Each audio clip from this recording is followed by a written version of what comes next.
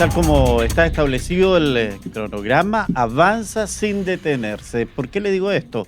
Fíjese que mañana vamos a estar conociendo la franja electoral o la franja plebiscitaria de los partidos políticos que están llamando a una u otra opción respecto al plebiscito del 17 de diciembre. Este tema, junto con otros, queremos hoy día analizarlos en Visión Nocturna. Bienvenidos, gracias por estar con nosotros en todas las plataformas de Ufrovisión y también en Ufro Radio en la 89.3 en Temuco, 94.1 en Angol. A esta hora, saludos para toda la gente de la provincia de Malleco que nos están sintonizando como cada vez que tenemos estos análisis interesantes. Con un panel muy particular hoy día, como siempre, vamos a recibir con mucha alegría, hacía mucho tiempo que no estaba con nosotros, estaba cumpliendo otras funciones y ya vamos a conocer cuáles fueron. Estamos junto a la doctora Estefanía Esparza, abogada constitucionalista de la Universidad de la Frontera, ex integrante del Comité Técnico de Admisibilidad. Doctora, un agrado en tenerla nuevamente con nosotros. ¿Cómo le va? Bienvenida. Miguel Ángel, muy buenas noches. Buenas noches, Reiner, Arturo. Un gusto poder estar aquí en la que siento siempre mi casa. Así que ya estoy de vuelta para poder estar hoy día con ustedes. De vuelta en casa.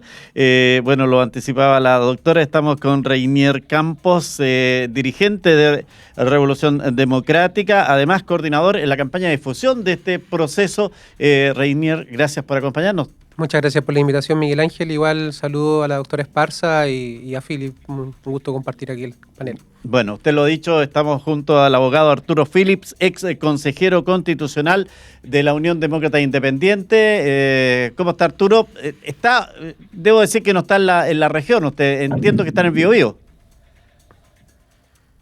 Así es, he estado ahí recorriendo la región toda la semana, pero me tocó un seminario hoy día en Concepción, así que voy camino ya a trasladarme y muy contento de poder participar, al menos de manera remota, en este programa en este momento. Bueno, entiendo que vamos a estar... Saludar evidentemente al panel y a todas las personas que nos escuchan la noche de hoy. Muy contento. Bueno, entiendo que vamos a estabilizar esa señal, Arturo, así que le damos el tiempo también para poder tenerlo en buenas condiciones participando de esta conversación que tiene como objetivo central, sobre todo, informar, educar y entregar antecedentes respecto a este proceso de construcción de una nueva constitución que no ha sido fácil, sin duda. ¿Quién podría decir que ha sido fácil? Y a propósito de lo que decía en un comienzo, tenemos hoy día en nuestro panel personas que han participado directamente de este trabajo. Doctora, ¿cuál fue su experiencia respecto de este Comité Técnico de Admisibilidad, representando sin duda también los talentos regionales que de pronto cuando se hacen cosas nacionales un poquito nos dejan de lado? Bueno, Miguel Ángel, la verdad es que creo que fue súper relevante precisamente por eso que usted señala, en el sentido de que en el Comité Técnico de Admisibilidad tenía también representación de regiones, habían miembros de Concepción, de Puerto Montt, de Valparaíso y también de Temuco, ahí estaba yo. Quizá, ya que en realidad como órgano de este proceso no tuvimos una participación activa, por lo menos que fuese visible, sería bueno explicar un poco de qué se Eso. trata fue la labor del Comité Técnico de Admisibilidad. La verdad es que la reforma constitucional que permitió este nuevo proceso constitucional establecía 12 bases. Estas 12 bases operaban de dos maneras. En primer lugar, porque era un compromiso de que tenía que establecerse ese contenido en el nuevo texto constitucional, y por otra parte, inhibía de que pudiesen consagrarse contenidos que fuesen contrarios a esta fase. Entonces operaba de esas dos maneras. El Comité Técnico de Admisibilidad tenía 14 miembros que fueron ratificados en el Congreso, propuestos y ratificados en el Congreso, y la idea era precisamente operar como árbitro, es decir, que pudiesen de alguna manera pronunciarse sobre el incumplimiento de algunas de estas bases, que puede ser porque o no se establecieron o porque alguna otra disposición de la nueva, del proyecto de constitución era contraria a ella. Y lo que ocurrió en último término es que según esta reforma constitucional, el Comité Técnico de Admisibilidad solo podía actuar a requerimiento de parte. Es decir, solamente podía actuar si era requerido por parte o de los consejeros o de la comisión experta. Y eso, Entonces, eso yo creo que es relevante de señalar. El Comité Técnico de Admisibilidad no recibió ningún requerimiento. y eso, ¿Ya? Eso yo, eso indica entonces de que el trabajo se hizo bien, de que se estuvo dentro de la normativa establecida para poder escribir este documento. bueno, Miguel Ángel, esa pregunta es súper interesante porque de hecho me ha tocado ver algunos, de hecho, programas de televisión también donde se ha eh, señalado algo contrario a lo que señala la Constitución. El Comité Técnico de Admisibilidad actuaba a requerimiento de parte y esto quiere decir que si no fueron requeridos no puede actuar. Y por lo tanto, el Comité Técnico de Admisibilidad en ningún caso se pronunció sobre si el texto respetaba o no las bases. No, o sea, se dio por hecho de que los constituyentes habían hecho bien el trabajo y que la comisión de expertos también cumplió con su función, sin A ver, conocer la decisión de yo ustedes. no, yo no creo que se haya dado por esto, simplemente que por motivos que yo puedo elucubrar sobre qué tenían que ver, pero en realidad que no conozco a ciencia cierta, lo que ocurrió es que ni los expertos ni los consejeros recurrieron al Comité Técnico de Admisibilidad. Entonces nosotros no tuvimos la oportunidad de pronunciarnos sobre si este proyecto que va a ser plebiscitado el 17 respeta o no las bases. Y yo creo que eso es súper importante que las personas lo conozcan, porque en primer lugar, particularmente en un programa escuché que decían, bueno, pero es que si no se hubiesen respetado las bases, el Comité Técnico de Admisibilidad podría haber dicho algo. Y la verdad es que nosotros estábamos inhibidos constitucionalmente para poder pronunciarnos si no éramos requeridos. Mm. Entonces, por último, si es que hay algún sector de la población que estima que no se respetaron las bases, y particularmente de los expertos o de los consejeros, yo creo que son ellos más bien los que tendrían que explicar por qué no recurrieron al comité o por qué no recurrieron al Comité Técnico de Admisibilidad. Pregunta que se la va a hacer Arturo Félix, que entiendo en este instante está cambiándose de equipo para poder mejorar la condición de su señal. Reinier, ¿cuál es su mirada desde claro, una posición política, pero además desde más alejado de este proceso? Claro, bueno, primero como vecino, como ciudadano, fue muy ajeno a este proceso a diferencia de lo que fue el primero. Mucho tiene que ver con el tema de la cobertura mediática que se le dio al primer proceso, que era básicamente casi una casa estudio, un reality show, estaba cámara en todas partes. Y en este proceso no pasó lo mismo, y eso también tiene que ver respecto del interés que tiene la gente respecto del proceso en general.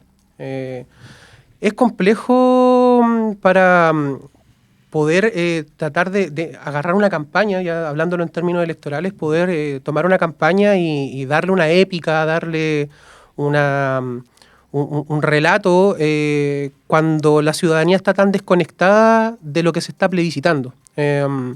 Y es complejo, algo que también pasó con el primer plebiscito, el primero de todos, la apruebo nueva constitución, convención constituyente, etcétera. Que claro, ahí había una épica, algo que se canalizó a través de la institucionalidad, y en este caso no se da lo mismo. Aparte que Chile y en realidad los países latinoamericanos tienden a votar bastante por personajes, por rostro, ponerle una cara a la idea, a los conceptos. Y en este caso, bueno, a todo esto, eso es lo que se hizo con el rechazo de salida el 4 de septiembre, de ponerle la cara al gobierno y tratar de hacer que esa campaña en contra de ese proceso fuera en contra del gobierno de turno. Entonces, varias cosas que se mezclan. Por lo menos desde el punto de vista electoral, como digo, es bastante complejo cómo abordarlo. Ahora, respecto de cómo veo yo cómo se desarrolló el proceso, creo que fue bastante sobrio en el punto de vista técnico, bien encapsulado, bien controlado, bastante dentro de la lógica como de democracia tutelada casi. Y también es interesante lo que dice la doctora Esparza en el sentido de que acá se creó un órgano en la práctica descentralizado con representantes de diferentes universidades, expertos muy buenos, profesores muy buenos como la doctora, pero que no fue consultado. Entonces, también llama la atención cómo se desenvuelve este proceso tan cerrado y fue tan cerrado que incluso no se llegó a consultar este órgano externo que se había creado para controlar el ajuste a las bases. Entonces, bueno, eso a grandes rasgos. Sí, doctora, a propósito de lo que está comentando Reinier, a mí me llama la curiosidad es que se trató en este proceso de diferenciarse al anterior y se fue como a un extremo también, muy, muy cerrado todo, con muchos técnicos, con mucho político, pero que en definitiva, como dice Reinier, la gente de calle, la gente común y corriente quedó aislada respecto de esta situación y que ahora va a ser trabajo de los partidos políticos, sin duda, lograr revertir este tema y que el 17 de diciembre la gente vaya a las urnas y lo más informado posible, ¿verdad? Bueno, así es. Efectivamente, este proceso fue distinto al anterior desde varias perspectivas.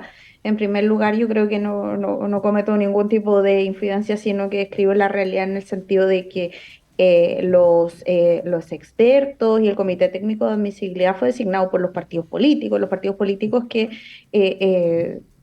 tenían representación en el Congreso, pero además que aceptaron este acuerdo. Y dentro de eso se trataba de mantener un equilibrio desde la perspectiva política. También este diseño, a diferencia de lo que ocurrió con el anterior, eh, fue diseñado desde el Congreso, eso también es verdad. Ahora, yo creo que eso no necesariamente, o sea, si me preguntan mi opinión personal, evidentemente yo creo que es más ciudadano y más participativo lo que pasó en el primer proceso, pero no creo que esta fórmula que se utilizó en el segundo proceso sea necesariamente algo antidemocrático o que atenta contra algún tipo de principio del Estado de Derecho o algo así. Yo creo que son distintos. Como le decía, yo creo que era más participativo el primero, pero este tampoco es que fuera ajeno a la participación. Pensemos también que se incorporaron las iniciativas populares de norma, que el Consejo Constitucional también era un órgano electo. Yo creo que eso es importante señalar.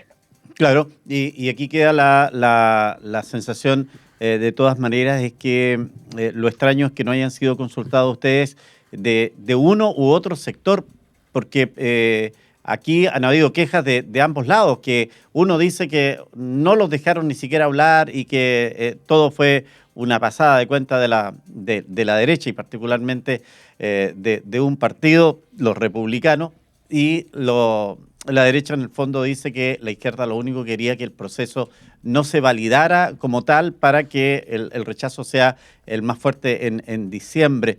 Es raro esto porque si hay estas dudas y hay estos cuestionamientos de ambos sectores, ¿por qué no se fue precisamente al comité? Sí, bueno, es bien curioso, como le digo, yo creo que hay algún tipo de explicación de naturaleza política ahí de temas que nosotros no necesariamente sabemos, pero efectivamente, y además yo creo que este proceso claramente puede dividirse en algunas etapas. Yo creo que la primera etapa en la que de hecho coincidíamos en términos geográficos y en términos de horario con la comisión experta, cuando nosotros tuvimos que, como Comité Técnico de Admisibilidad, elaborar nuestro autocordado y estábamos en Santiago sesionando y eso, había un ánimo de mucho entendimiento entre los distintos expertos. Pensemos además que muchos de ellos, esto es algo como que se ve más desde dentro, muchos de esos expertos y expertas son académicos. Y los académicos en general nos conocemos porque vamos a los mismos seminarios y qué sé yo. Entonces también existía, no sé si la confianza o existían ciertos códigos que de alguna manera creo yo se plasmaron en el texto, y creo también, y comparto la opinión de los expertos, y en esto es transversal entre derechas, izquierdas, centro, que el proyecto de los expertos era una constitución habilitante, en el sentido de que entendían que habían temas que eran casi programáticos o de visión de Estado, que debido a que no se podían poner de acuerdo, se le dejaba esa tarea, principalmente de políticas públicas, al legislador, más que otra cosa. Y claro, y el otro momento llega cuando ya está el consejo, y ahí el texto muta de alguna manera. Claro. Vamos a retomar el contacto con Arturo Phillips cuando mi directora me diga si ya lo tenemos listo para poder conocer detalles. Reinier, no es fácil el construir una constitución y no es fácil, diría yo, si es que tenemos que hacerlo por segunda vez. No. Cuando una parte queda dolida porque se rechazó lo que ellos habían propuesto, y en esta segunda oportunidad lo que se espera es como empatar en cuanto a resultados. Bueno, efectivamente, ya dos procesos. Yo por lo menos considero que este último nuevamente fracasó. Independiente que se apruebe por poco, aún así queda una división importante a nivel país. Y por otro lado, este tema de, bueno, yo principalmente, personalmente voté apruebo, como el sector al que represento en su momento, y en este segundo proceso, de verdad que pusimos todo de nuestra parte para que esto resultara, y eso también queda en la constancia de la historia, bueno, no es de la ley, la historia de la Constitución, de cómo fue formulada, de que hubo una disposición del bloque de Unidad para Chile respecto de trabajar en crear una constitución que de verdad cerrara la discusión constitucional y pudiéramos empezar a trabajar en la construcción de políticas públicas de cara a este nuevo siglo que ha sido un poco accidentado en cómo lo hemos iniciado como civilización, como sociedad, como país. Pero tristemente estamos acá nuevamente en esta encrucijada y bueno, por lo menos yo en lo personal, y al igual que muchas personas con las que he conversado, no votamos en contra como con el afán vengativo ni nada, sino de verdad con una pena legítima. O sea, todo este proceso, y por proceso no me refiero a los dos, sino toda la discusión constituyente, es una cuestión muy de mi generación política y también de la generación hija de la dictadura, por cierto, que conocieron la democracia en los años 90, y yo soy hijo de esa democracia, y es complejo el cómo nos vemos obligados a tener que rechazar un proyecto constituyente que nos podría sacar de esa discusión, porque simplemente viene a perfeccionar el modelo. Un modelo que era lo que reventó, lo que explotó, lo que se revolvió, el nombre que se le ponga al estallido social. Lo que se hace desde las derechas, al menos en los nudos críticos de la Constitución, porque por supuesto que hay normas que fueron aprobadas con 90-99% de aceptación, por supuesto, porque de verdad se puso intención en avanzar en esto, pero no sé, cuando reconocemos a quien está por nacer y ponemos en juego, en tela de juicio, la posibilidad de que se caigan políticas públicas que tomaron tantos años el poder levantarla desde la sociedad, de las mujeres, cuando se constitucionaliza el tema de la AFP y se hace todo una majarama de cosas, también desde el proceso pasado a propósito de la expropiación de los fondos de pensión, y yo pienso, eso es una ridiculez. O sea, si la Constitución actual, y por cierto hace la bajada a través de la ley de cómo se hace un proceso de expropiación, y tengo que pagar el valor de lo que estoy expropiando. O sea, yo como Estado no puedo decir voy a expropiar 1 millón de pesos y te voy a dar 500.000 pesos. O sea, eso no es cierto. Si yo expropio algo que vale 1 millón, tengo que devolver 1 millón.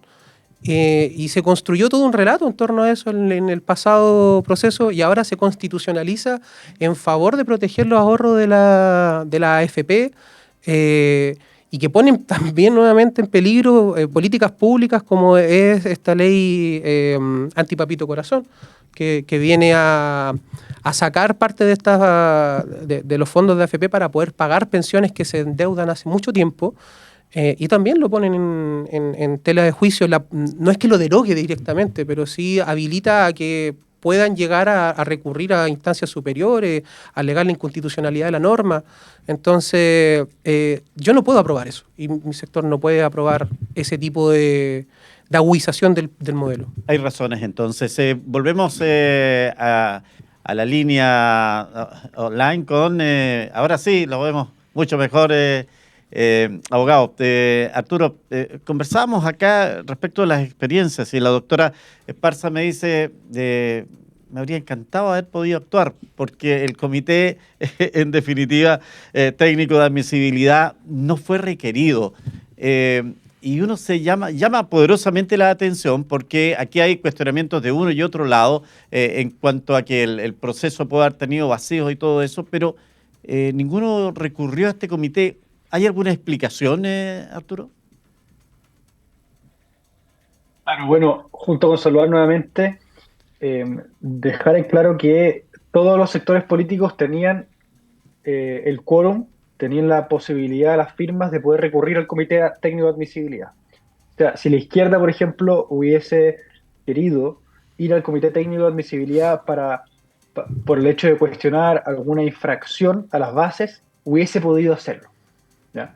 No lo hizo, y eso no tiene nada de malo, al revés, eso lo que hace es constatar que ni siquiera estuvo la duda de que se infringieron las bases constitucionales.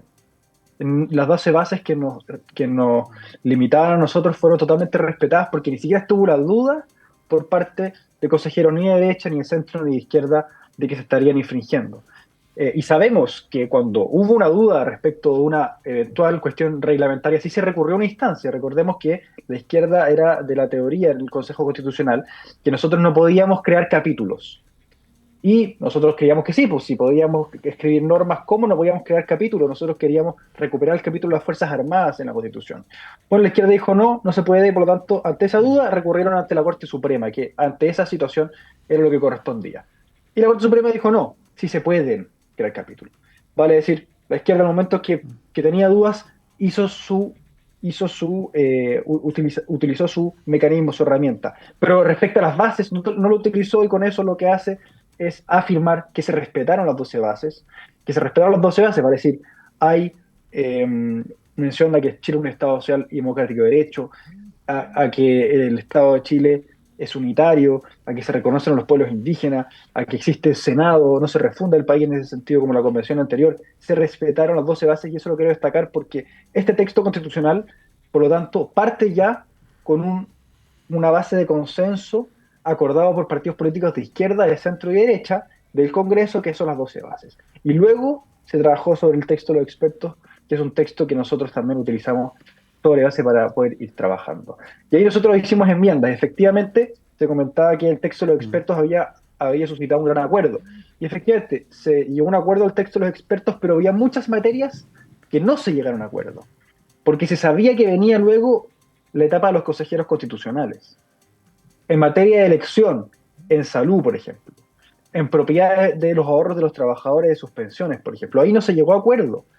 Entonces, vale decir, hubo un acuerdo sí, pero con vacíos. Entonces ese acuerdo no estaba cerrado todavía, faltaba la voz de los ciudadanos expresados el 7 de mayo, representados por los consejeros constitucionales, quienes fuimos los que llenamos esos vacíos. Entonces, efectivamente, hubo un acuerdo, pero todavía faltaba que se terminara, y ahí es donde, evidentemente, hay un aporte de los consejeros constitucionales para ir llenando esos vacíos. Por lo tanto, ahí tenemos una demandas sentidas de la ciudadanía que fueron incorporadas al texto a través de las iniciativas populares de norma. Y esto es muy importante, porque muchísimas iniciativas populares de norma se recogió su espíritu. Más de 10.000 personas firmaban cada iniciativa, más de 10.000 compatriotas firmaban cada anhelo para poder plasmarlo en la Constitución, y ese espíritu se fue recogiendo en muchas de ellas. Por ejemplo, que los ahorros de los trabajadores son de los chilenos y que el Estado no los puede expropiar. Eso no es constitucionalizar la AFP, para que no nos engañen. De hecho, acá no se habla de AFP en ninguna parte del texto. Al revés, se habla de que existe libertad para elegir quién administra los fondos, sea una institución privada o estatal. ¿Qué AFP es estatal? Entonces, acá la constitucionalización de la AFP es un eslogan que no se sostiene en la práctica. Acá lo que existe es una libertad de elección y una protección de los ahorros de los trabajadores. ¿Por qué? Porque hay un temor fundado. a que el Estado se haga con los ahorros de los trabajadores. Pasó en Argentina, donde el Estado le quitó a los trabajadores sus ahorros. Recordemos el proyecto de ley que presentó la democracia cristiana. Por ejemplo, Yana Proboste presentó un proyecto de ley para nacionalizar los ahorros de los trabajadores. Ese es un riesgo que está latente y por lo tanto los chilenos necesitan ante esos riesgos certezas de que no se toquen sus ahorros. Doctor Esparza, usted me decía, constitucionalmente nosotros no podíamos participar, no podíamos opinar, pero habría sido bueno en este aspecto de haber tenido, en definitiva, el sello, el visto bueno, el sello verde, por decir, respecto de este comité, frente a lo que se le va a proponer al pueblo el 17 de diciembre, doctor Esparza. Sí, yo creo que eso era absolutamente relevante porque si no se producen cosas como las que está señalando Arturo, que el hecho de que, por ejemplo, él interpreta de que no se haya recurrido, que en realidad no sabemos los motivos, implica afirmar que se respetaron las bases, cuando en realidad desde una perspectiva estricta, el hecho de que no se hayan presentado un requerimiento no implica afirmar que se respetaron las bases, porque en realidad el único órgano que habría podido afirmar a ciencia cierta desde una perspectiva constitucional que se respetaron las bases era el Comité Técnico de Admisibilidad. Todo el resto son interpretaciones. O sea, la labor constitucional del Comité Técnico era decir eso. El resto podrá hacer sus interpretaciones, pero son eso, interpretaciones. Y lo otro, respecto a lo que está señalando Arturo en relación al anteproyecto, yo ahí discrepo bastante, porque lo que ocurría, o sea, temas como, por ejemplo, la propiedad de los fondos de pensiones, que si bien estaban presentados como iniciativas populares de norma, eso es efectivo, es súper discutible que efectivamente esa y otras materias que se incorporaron con posterioridad en el Consejo sean propiamente materias constitucionales. O sea, lo que yo puedo desde mi modesta expertise señalar es que lo que se indicó en el proyecto de los expertos eran netamente materias constitucionales y que es una técnica constitucional muy usada por lo demás el hecho de dejar cierta libertad al legislador para que pueda regular ciertas materias.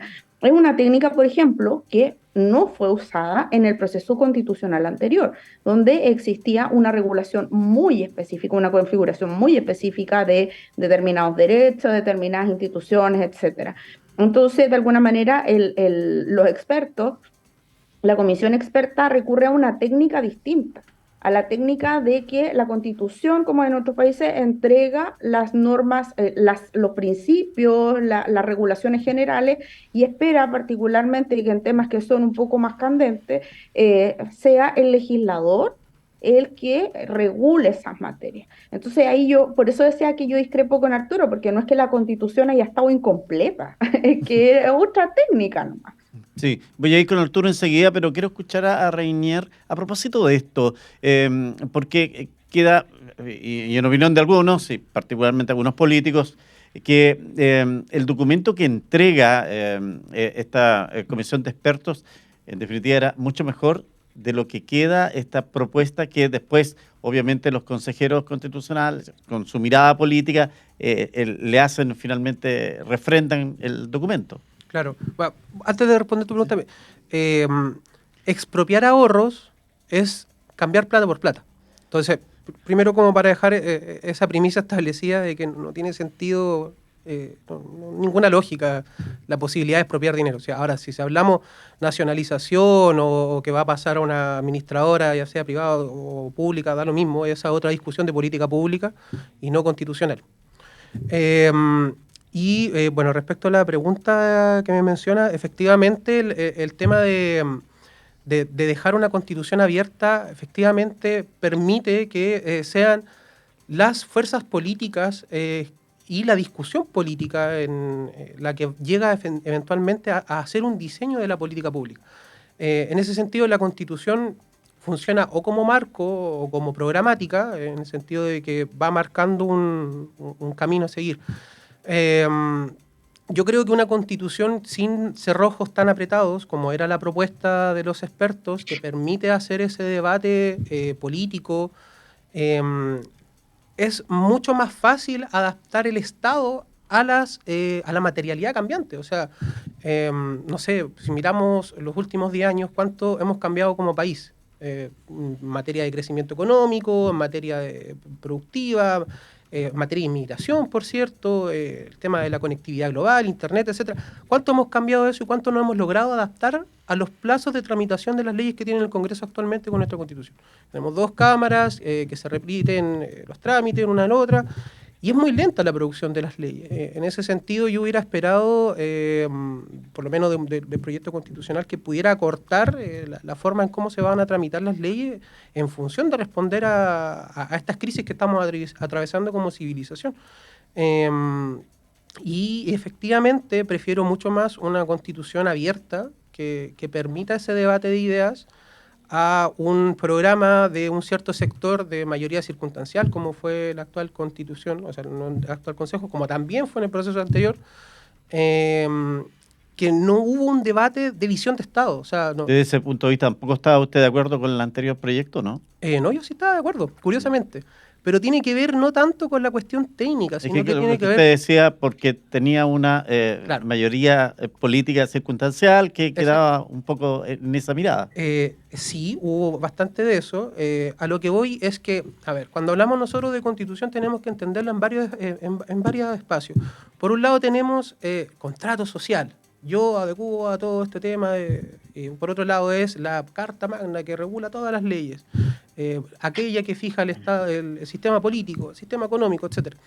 Ahora, ante la crisis de legitimidad del sistema político que se venía arrastrando hace ya, no sé, 10, 12, 13 años, 14 años, por supuesto que yo estaba de acuerdo en eso, entendiendo que era una forma de destrabar un problema medular del sistema político, que es la falta de creencia que tiene la gente en la política. ¿Mm?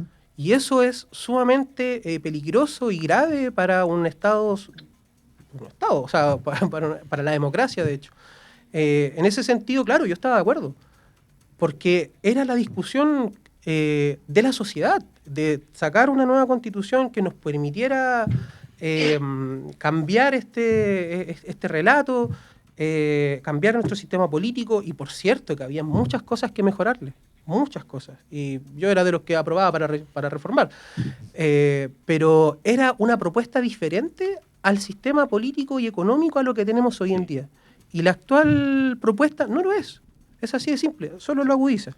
Oye, ahí con el abogado Arturo Phillips, porque me imagino tiene harto que responder ahí. ¿Qué le ha parecido las posiciones frente a este tema? Muy interesante las distintas visiones. Yo concuerdo con que el texto de la Convención era muy diferente al texto de la Constitución actual, porque era un texto que refundaba Chile, era un texto que pasaba por encima de nuestra historia, que nos dividía en naciones, que terminaba con el Poder Judicial, que eliminaba el Senado, que eliminaba el estado de emergencia, que eliminaba a los carabineros de la Constitución. Era un sistema, era una propuesta constitucional que básicamente dividía a Chile y no lo unía en absoluto. Entonces sí, era distinto el texto de la Constitución actual. Y este texto que se propone es un texto que sí respeta la historia constitucional, que trabaja en base al texto de los expertos y que lo moderniza para el siglo XXI. Evidentemente no es igual a la Constitución actual, pero se basa en la historia constitucional que sabemos que tenemos que respetar. No refunda Chile, hace las reformas donde corresponden. Yo creo que eso hay que celebrarlo. Entonces también hay que ir bajando la pelota al piso, porque se dice, bueno, que esta constitución no se hace cargo del sistema político, la tramitación de las leyes. Justamente lo que buscamos es hacer cambio en el sistema político que hoy día es la gran razón por la cual está trabado todo. Tenemos un país donde tenemos más de 20 partidos políticos que no se ponen de acuerdo y es un problema gigantesco de gobernabilidad. Eso no lo van a cambiar los políticos porque son ellos mismos los que están implicados, por lo tanto eso se va a poder cambiar en el Congreso. Ahora tenemos la oportunidad de cambiarlo y establecemos una regla de que los partidos que no alcancen el 5% desaparecen. La razón por la cual muchos partidos chicos están muy preocupados con esta propuesta porque desaparecen y salíamos a tener menos partidos pero más fuertes y más dialogantes. Es la razón por la cual también en materia de leyes, también ante la duda, se moderniza incluso también en materia de urgencia para que, si es que no se respetan las urgencias que se mandatan, existan también penas pecuniarias para los parlamentarios. moderniza el sistema político porque los parlamentarios que no van a trabajar a las sesiones, se les descuenta de su dieta. Sin paga, Eso ya existe. sin pega, no hay paga, digo. No hay privilegios para algunos. ¿Eso ya existe acá o sí no? nos estamos haciendo, Así es. sí nos estamos haciendo cargo de esa modernización necesaria. Entonces, a mí me gustaría que la gran mayoría de los chilenos pudiera leer este texto, porque se va a encontrar con un texto que respeta nuestra historia constitucional, que además, ojo con esto, el texto de la convención anterior, que era una convención que refundaba nuestro país, era apoyada por grupos de izquierda nomás.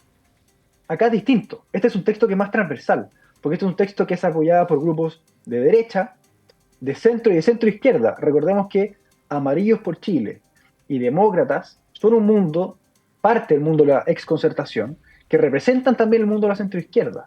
Es algo que le da más transversalidad a este texto que no lo tenía el anterior, Arturo. y que es algo que nos permite, con esto cierro, nos permite entender que esta constitución efectivamente no va a dejar contento a todo el mundo. Es imposible que sea 100% deje contento a todo el mundo, pero sí a una gran mayoría. Ojalá esa mayoría que votamos rechazo esa vez, hoy votemos a favor por este texto constitucional.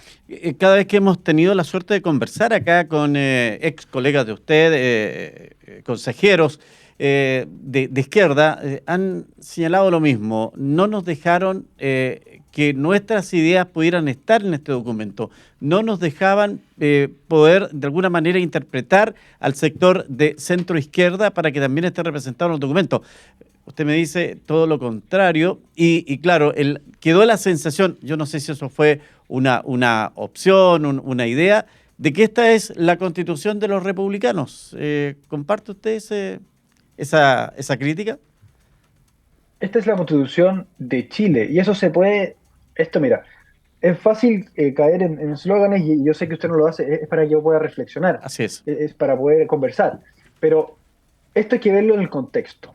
Esta constitución se trabajó en base a un acuerdo de 12 bordes transversal de todos los partidos políticos del Congreso. Ahí tenemos un gran acuerdo, que no es la constitución de un grupo.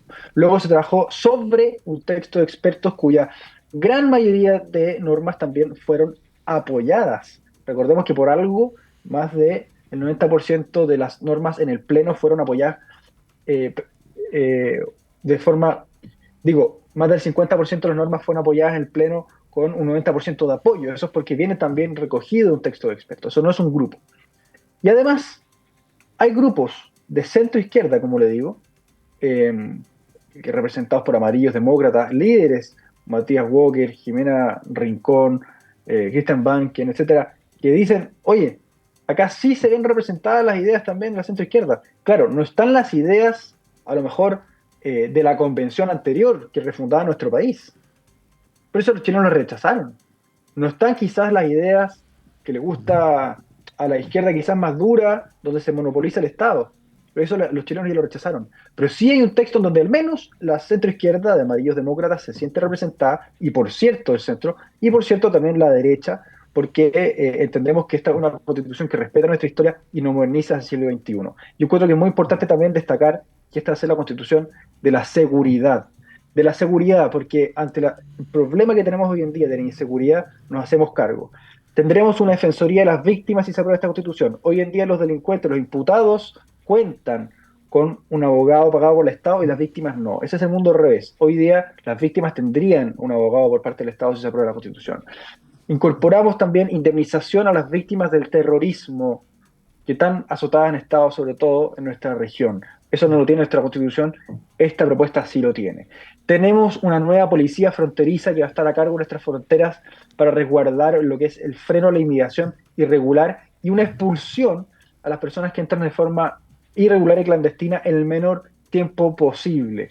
Tendremos una fiscalía supraterritorial que va a investigar de una manera más eficaz en un territorio extenso del país los crímenes y los delitos para poder modernizarnos hacia el siglo XXI. Se va a poder decretar el estado de sitio por actos terroristas, causal que no está hoy en día en nuestra Constitución. Entonces, aprovechemos la oportunidad también de tener herramientas para que el Estado pueda enfrentar la crisis de inseguridad, entendiendo que la Constitución no es la solución a todos nuestros problemas, no va a cambiar todo el día de la noche a la mañana, pero sí es un marco jurídico sólido que en esta propuesta le otorga más herramientas al Estado para enfrentar la delincuencia y el crimen organizado que tanto daño le están haciendo a los chilenos. Doctor Esparza, quiero consultarla desde el derecho constitucional puro. ¿Este documento se ajusta a lo que tiene que efectivamente mostrar una carta magna de un país y que refleja naturalmente lo que se quiere como desarrollo para una nación? Bueno, yo lo vengo diciendo la verdad desde el proceso anterior. Yo creo que una constitución es buena en el sentido, primero que regula ciertas materias que son fundamentales y además que no hay una constitución como de alguna manera modelo que pueda servir porque las constituciones deben necesariamente reflejar los anhelos de la población. Ahora yo creo que desde esa perspectiva el proyecto sí cumpliría con con esos estándares, pero yo creo que es distinto, hay otros temas ahí relevantes. Primero tienen que ver, si lo planteamos desde una perspectiva formal, que tienen que ver primero con la técnica, porque precisamente hay normas que están muy desarrolladas, pero no en el sentido de hacer declaraciones de principio como ocurría con el proyecto anterior, sino particularmente que regulan temas que son de política pública. Desde esa perspectiva hay fallos técnicos bien relevantes y eventualmente algún tipo de contradicción en algunas normas. Pero yo creo que lo más relevante, más allá de los temas técnicos, que fue exactamente lo mismo que planteé en el proceso anterior, porque los temas técnicos tienen en general, si no son tan graves, se pueden resolver. Yo creo que las personas a la hora de votar eh, debieran pensar si el texto de la Constitución de alguna manera es un texto que refleje los anhelos de lo que queremos como sociedad y refleja de alguna manera cómo somos como chilenas y chilenos. Porque recordemos además que las constituciones, si bien tienen que reconocer la idiosincrasia o lo que ocurre en el país, están hechas, tienen una característica, Miguel Ángel, que no tiene la ley. Esa característica se denomina vocación de permanencia. Ya. Esto quiere decir que las constituciones están hechas para regir durante mucho tiempo. Por eso es que tienen mecanismos de reforma que son distintos de la ley y que suelen ser más complejos. Entonces, cuando uno establece, por ejemplo, procedimientos para todo o crea instituciones, hay que ser bien cuidadoso porque efectivamente nosotros estaríamos de alguna manera amarrados a esas disposiciones porque cuesta más en general cambiarlas. Entonces yo creo que ahí hay que distinguir también qué temas son de política pública y debieran corresponder, que debiera quedar cierto margen desde mi perspectiva al legislador para poder tener las distintas opciones políticas para que en el fondo pueda desarrollar un programa de gobierno, que el programa de gobierno no venga en la Constitución. Yo creo que eso es relevante de señalar y las personas el 17 de diciembre tendrán que decidir mirar no solamente el fortalecimiento, que es muy relevante, el fortalecimiento eventualmente del sistema político, que tiene más normas que las que señala Arturo, pero también el catálogo de derechos fundamentales. Eso yo creo que, bueno, yo soy profesora particularmente de teoría política y constitucional, pero también de derechos fundamentales. Entonces, son materias que a mí me importan mucho y que veo también que están entre los anhelos de la población. Reinier, si es que se rechaza este documento el 17 de diciembre, nos quedamos con la actual Constitución. ¿Qué prefiere usted? Como están las cosas, me quedo con la actual. Me quedo con la actual. De hecho, volviendo tomando algunas cosas de lo que había dicho Arturo, yo no sé de dónde sacan este número los 138 diputados. Como un número bastante antojadizo. Entiendo que la fórmula 155, que fue también una reforma constitucional, tuvo un proceso sociológico desde el derecho también para poder llegar a ese número de representantes ideales de la población. No sé de dónde saldrá ese número, no entiendo cómo eso podría mejorar la tramitación de las leyes. Entiendo lo de la antifragmentación política, me parece correcto la necesidad de partidos más cohesionados en torno a la discusión democrática, pero esos 138 no sé dónde salen. Y lo otro es que, bueno, dentro de las cosas que decía Arturo que se aprueban con la nueva Constitución, también se aprueba que violadores de lesa humanidad puedan salir de Punta Peuco a cumplir su pena en su casa. Eso lo establecieron en la Constitución, de hecho, dentro de las garantías fundamentales, y me sorprendió bastante leerlo. Es como Hay un proyecto de ley, de hecho, en el Congreso que tiene que ver con conmutar la pena para personas que estén con desahuciados o con una edad muy avanzada para que puedan cumplir su pena en el hogar, pero hasta que aquí está claramente la intencionalidad de ponerlo en la Constitución, y eso me complica un poco desde el punto de vista de cuánto hemos aprendido nosotros a propósito de la historia constitucional, de nuestra propia historia como sociedad. Y bueno, también se habla de la Constitución de Chile.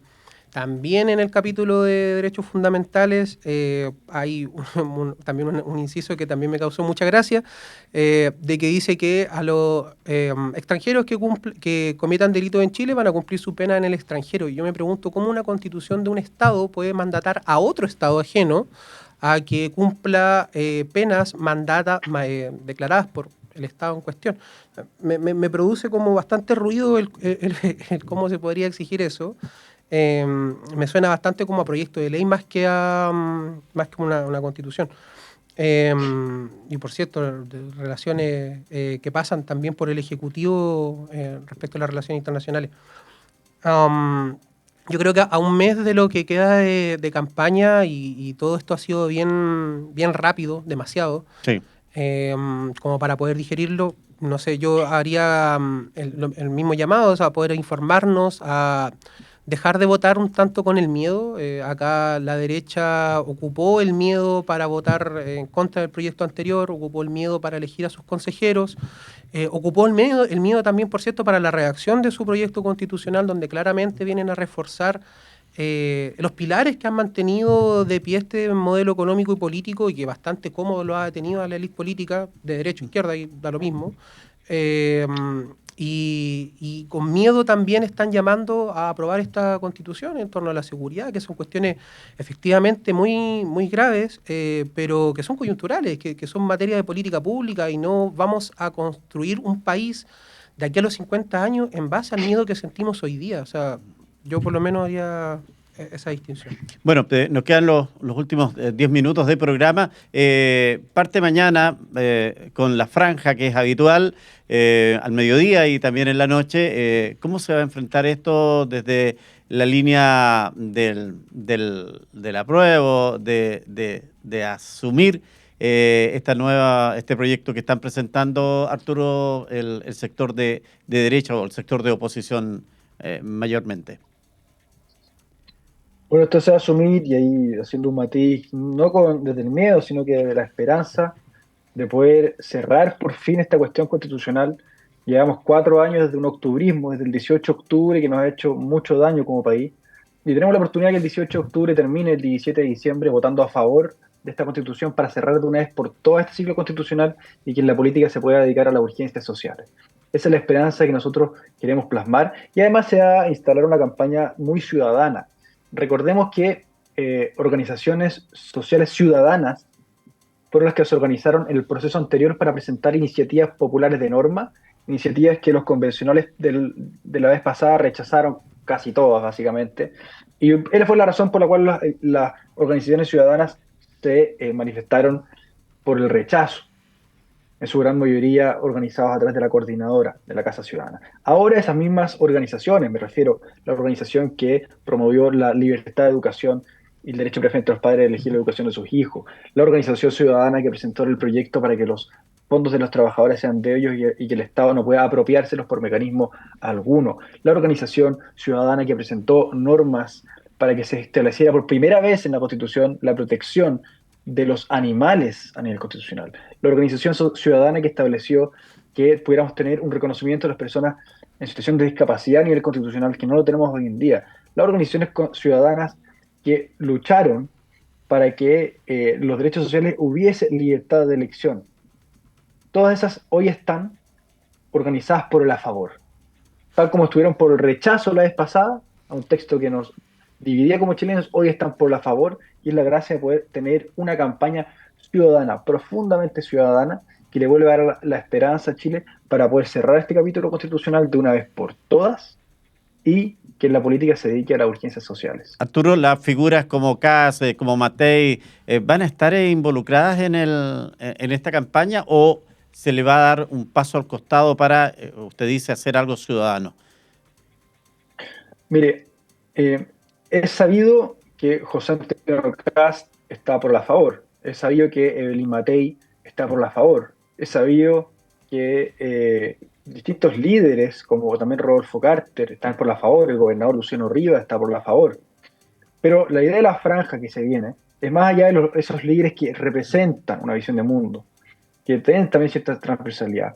Más allá de ellos, y bueno, como comentaba antes también, líderes de centro izquierda, Jimena Rincón, por la favor, Matías Walker, por la favor. Más allá de esos líderes o rostros que ya han dado su postura, acá la idea es que la franja, los primeros que estén en primera línea, sean los ciudadanos que impulsaron las iniciativas ciudadanas populares de norma que fueron recogidas en su gran mayoría y espíritu en este texto constitucional. Reiner, en el Esa caso, es la idea. Sí. Reiner, en el caso de ustedes, ¿cómo enfrentan esta campaña con Tarde Mañana? La verdad que con bastante calma. El texto en sí genera bastante como rechazo. Yo, por lo menos como dirigente social, todavía no me he pillado ningún vecino o vecina que me diga, oiga, voy por el apruebo de esto. Todo lo contrario.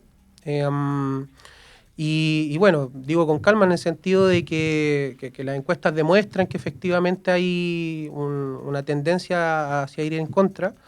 Pero por cierto que el despliegue tiene que ser en función de las campañas que nosotros acá en la región ya hemos hecho. O sea, tanto para la campaña del apruebo, la gente se organizó espontáneamente. Aquí los partidos quedaron fuera de juego, de hecho.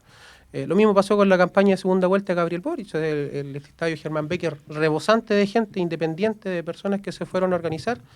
Y lo mismo también pasó para la campaña del apruebo de salida, de que también la gente se organizó en torno a eso. Yo creo que va a pasar acá lo mismo. Quienes tenemos esperanza en que Chile puede cambiar para bien, que podemos crear un nuevo modelo político y económico en torno a la sustentabilidad y el futuro para nuestros hijos, vamos a volver a organizarnos y en esa construcción, en esa articulación ya hemos revisado la propuesta con los partidos del bloque, también con organizaciones sociales, hay comandos de independientes que ya se están organizando. Y nosotros en articulación con ellos poder desplegarnos por tierra, conversando con los vecinos, yendo a la junta de vecinos, pudiendo explicar estas problemáticas que trae la nueva propuesta, y por cierto, sobre todo por aire, como en este tipo de espacio, entendiendo que el voto es obligatorio y que por lo tanto es muy importante cómo logramos llegar con el sentido común a los oídos de las personas. Y bueno, ahí sí es un poco más difícil para nosotros, no tenemos el control de los medios de comunicación como tiene el sector del frente, pero sí tenemos la esperanza y el sentido común de nuestro lado, así que confiamos en aquello.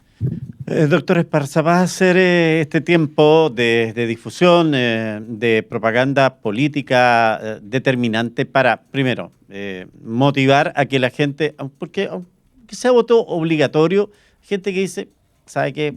Pásenme la multa y no voy a ir igual a votar. ¿Cómo motivamos a la gente? Que a mí me parece que es tremendamente importante. Y segundo, ¿serán capaces de poder, en el caso de los que están en la línea de la PRO, revertir las encuestas que hasta el momento se están mostrando? Bueno, Miguel Ángel, la verdad es que yo en primer lugar no soy una experta política, yo como mi expertise tiene que ver con el derecho constitucional más Sí, que lo con entiendo. el abordaje de estas otras temáticas. Lo que sí puedo decir es que hay temas de teoría constitucional que resultan súper aplicables a este Sí. momento, más allá de si hay, por ejemplo, derechos que no se consagran, si hay un retroceso de los derechos de las mujeres, etcétera. Yo creo que hay otros temas a considerar y me parece igual que me parece curioso desde mi disciplina cuando escucho a un sector u otro hablando sobre el cierre del tema constitucional y la verdad es que un proceso constitucional desde una perspectiva teórica no Mm. se cierra por un decreto. No se cierra por el decreto de aprobación o de que nos quedamos con la misma constitución, porque efectivamente una constitución está vigente en la medida que produce lo que un constitucionalista español denomina el sentimiento constitucional. Es decir, que las personas sientan que esa es su constitución, que esa constitución sí sirve para regular sus relaciones con el Estado, para Mm. entregar una mejor vida a cada uno de los ciudadanos y ciudadanas. Entonces, lo veo, lo veo un poco con asombro cuando se señalan esas cosas. Entonces, este proceso, independientemente de cuál sea el resultado, si no deja conforme a la mayoría de la población, y por lo menos al otro no absolutamente, no absolutamente descontento, la verdad es que el proceso no se va a cerrar independientemente de cuál sea el resultado. Sí, bueno, es uno de los puntos ahí, dicen, en la forma en que se llegue también a las mayorías ese 17 de diciembre. Quiero agradecerle, doctora, la gentileza que ha tenido de estar con nosotros. Gracias por su tiempo y bueno, la hemos recuperado a su casa, como usted bien dice, ¿eh? Muchas gracias, Miguel Ángel. De verdad estoy muy contenta de estar aquí, de volver ya al 100% a la universidad y dedicarme a estos temas académicos. Y es un gusto también hoy día haber compartido, haber vuelto a UFRO Medio y compartir también con Reiner y con Arturo. Muchas gracias. Bueno, Arturo, evidentemente está ya la situación definida. Mañana conocemos los primeros spots. Yo no sé si nuestra directora nos puede por lo menos un trocito de mostrar de uno lado de otro. Arturo, agradecer la gentileza que ha tenido de estar con nosotros también. Ha sido interesante escuchar también la postura que tienen ustedes como sector y lo que pretenden de aquí hasta el 17 de diciembre. No, el gusto ha sido mío, feliz de poder seguir viniendo a informar de lo que ha sido este proceso constitucional, el texto, la oportunidad que tenemos, no solamente para cerrar la cuestión constitucional y poder salir adelante y proyectar unas urgencias sociales, sino que de tener un mejor texto que el actual, un mejor texto que se hace cargo de la seguridad, un mejor texto que se hace cargo de los anhelos de la ciudadanía, un mejor texto por fin que le raya la cancha y le pone el freno a las personas que abusan de la política con normas claras, probidad y anticorrupción. Así que estoy muy contento de eso y espero poder seguir acá para compartir las ideas con ustedes y todos los ciudadanos que nos están escuchando, y ha sido un gusto también compartir el panel con todos ustedes. Que le vaya muy bien, gracias Arturo. Bueno, Reiner, ha sido un gusto en conocernos, nos conocíamos de otra manera. En otros despachos. Y como en otras organizaciones, no tenía la suerte de conocerlo en el ámbito político y ha sido también un agrado. También tenemos avance del rechazo, ¿cierto? No, tenemos unas imágenes cortitas, ahí están. Bueno, trabajo duro que les queda aquí al 17. Nos queda bastante trabajo, queda poco tiempo, pero ya estamos concentrados en poder desplegarnos, como te decía, por tierra, por aire, por las redes sociales, por cierto, y sin mentira. De eso se trata la democracia, poder incentivar el voto informado y que la gente tenga a su disposición toda la información para poder tomar una decisión no coyuntural, no de lo que va a pasar el día de mañana, sino de lo que nos va a pasar como sociedad en los próximos 50 años. Y lo último que me gustaría acotar es que a propósito de todo este rollo que ha pasado con la transparencia y la probidad pública, había una iniciativa popular de norma que fue rechazada por republicanos y por la derecha que permitía hacerle seguimiento a los dineros públicos que se transferían a privados. Se rechazó, así que ni eso nos va a poder salvar la nueva constitución, así que no creo que valga la pena votar a favor. Nos llevamos a votar en contra y a organizarnos. Muchas gracias, Reiner. Bueno, gracias. Muchas gracias, Arturo. Gracias, Reiner. Se nos acaba el tiempo, desgraciadamente. Recuerde que usted puede revisar este contenido y todos los programas de UFROvisión a través de nuestro canal de YouTube y todas nuestras plataformas. Gracias a nuestros amigos de UFRO Radio en la 89.3 en Temuco, 94.1 en Angol, por seguirnos como siempre. Hasta cualquier momento.